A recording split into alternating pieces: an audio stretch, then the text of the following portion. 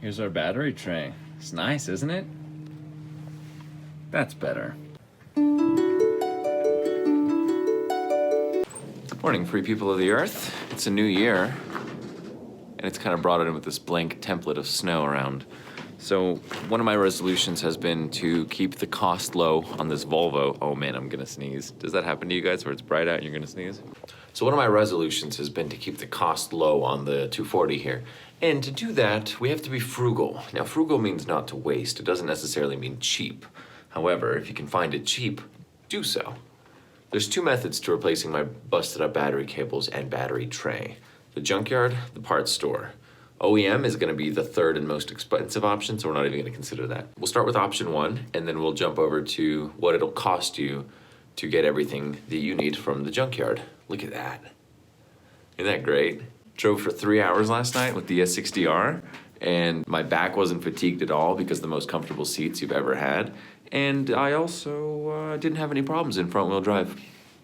Brief look at the stuff we're gonna use here with our parts. The 38-inch battery cable, which is, it's universal for positive or negative, so you just put a sticker on there. They call them tags because it sounds better than sticker. And then the 32-inch for the negative, so 38 positive, 32 negative. This is the tie-down kit, which is already installed in the car, and it's, it sucks, you know? It's not gonna last very long. Save yourself the $4.99 plus tax, which is like $5.36 after, and get yourself a used belt. Just loop it around there and it'll look cool, it'll be trendy. And that's an idea I got from Justin Chenoweth over at the Baker Garage in Denver, because he did that on his airbagged, nice, beautiful blue wagon with the extra excellent pinstriping. So I had that in a video, and he's got plenty of great stuff. And then this is the battery tray. It's that plastic one that you saw at the beginning. It's cool, it's fine, you know. The original ones are all metal. The later 240s had that fiberglass setup. So this is a $6 tray. Put some holes in it, throw some washers, she's good to go. You know, the holes don't line up perfectly, so we're gonna get a little creative. And I gotta rinse the rest of the car. So we'll just kind of use this as our template. It's still got some shape to it. Man, can you imagine? There's some worse ones out there in the world. So we'll just mark those holes, drill them where they need to be, and attach this guy in, and then we'll stick in a nice battery with new connectors. Because this thing just broke, just straight broke. There's a lot of gross corrosion here. Let's neutralize the acid.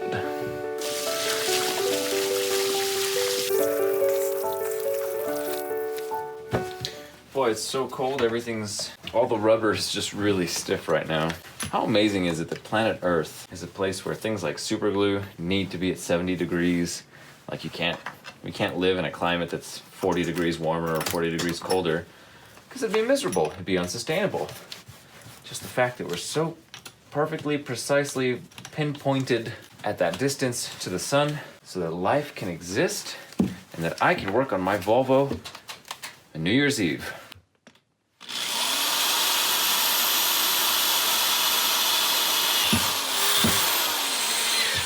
That'll make you question everything. Gotta find some replacement hardware now.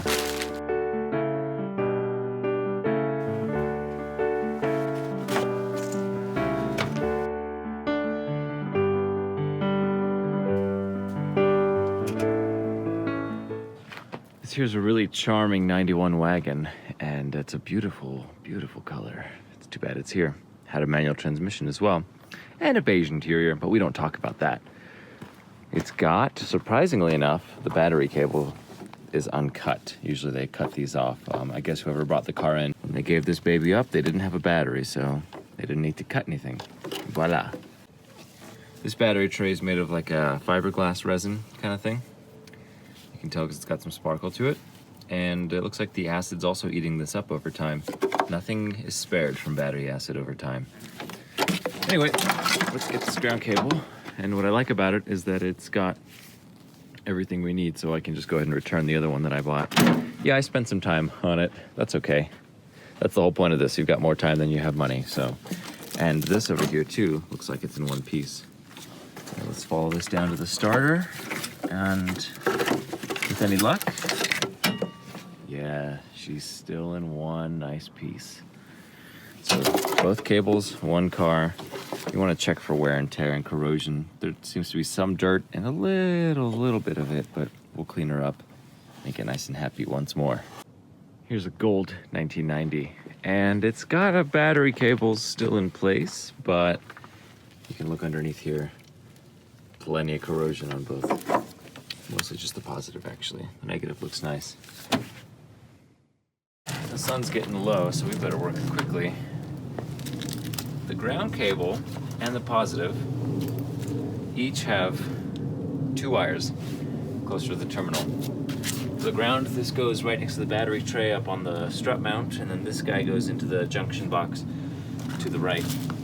So I've got the battery cable's the longer of the two, so I'm gonna try this 32-inch Duralast one, DT432B. 4-gauge wire, 32 inches. Okay, it's about 2 inches shy of what it needs to be, but we could do with a longer one. Oh, good. That'll work well for the ground cable. The 32-inch, yep, that's 2 inches longer than the ground. Now the 38-inch is gonna be for the battery. That's DT438B. 38 inches for the positive. All right, we'll start with this end on the starter and then route it up.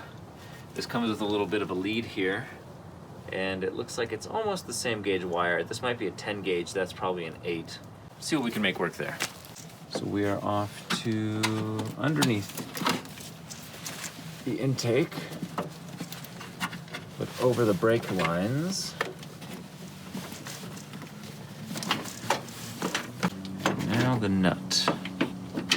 673580 is this little boot. I'm gonna stick it on the end.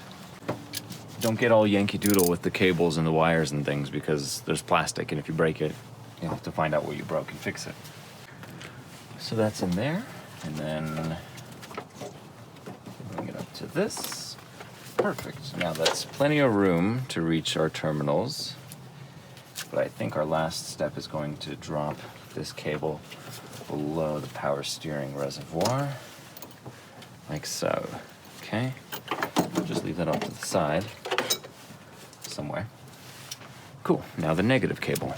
There's our big bolt here. You want to clean it up. This one's not too dirty. If yours is really dirty, clean it up, but this one's gonna go in here. And then that goes over to the bracket on the side of the engine block.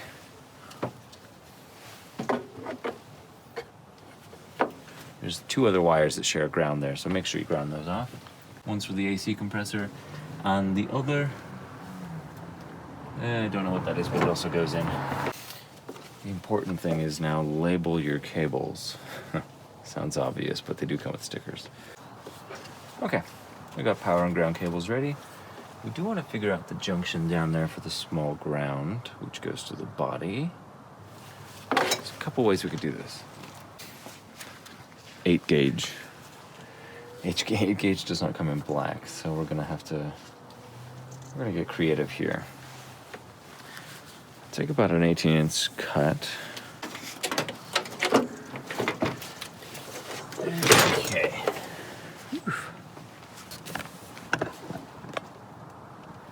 Only trouble with the Optima here is the terminals are on the wrong side. Hopefully we have enough cable length to deal with all that. The easy way to cover it up if you don't have black 8 gauge, put some tape on it. Yep, bring on the flame.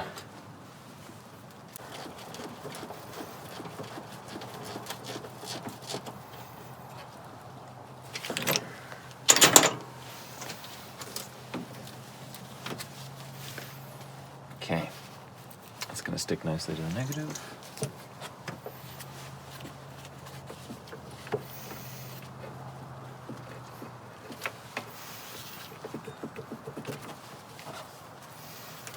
Which is currently upside down.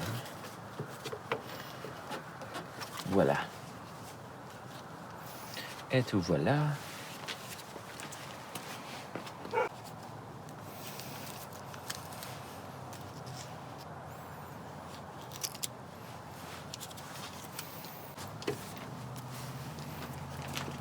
The one junction at the end here, pry it open, get a wire brush on it, boom, because this thing is big. It's hard to find one of these in this size at a local auto parts store, so you know, reuse what you can. I'm gonna stick all this in there, compress it, put some heat shrink so that it keeps the weather out of it, and then I'll attach that back to the junction box.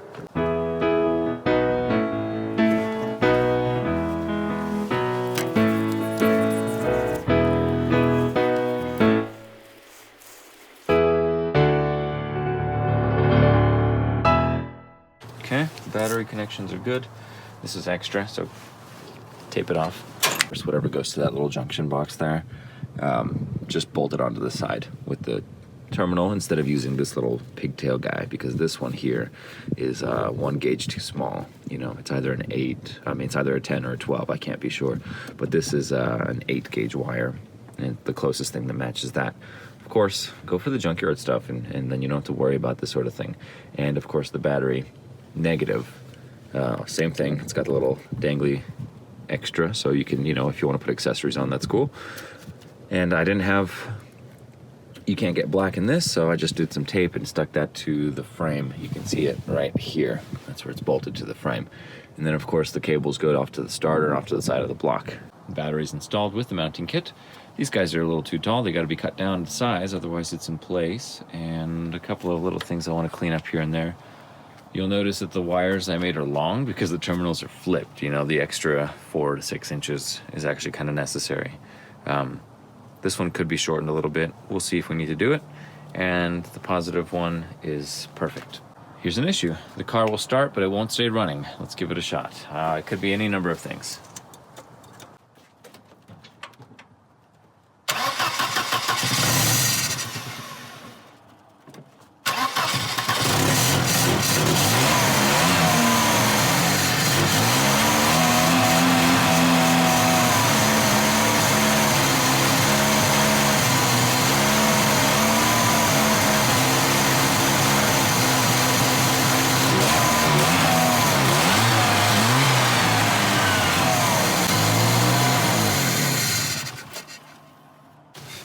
Not bad for a couple of hours work. It's time to close up shop.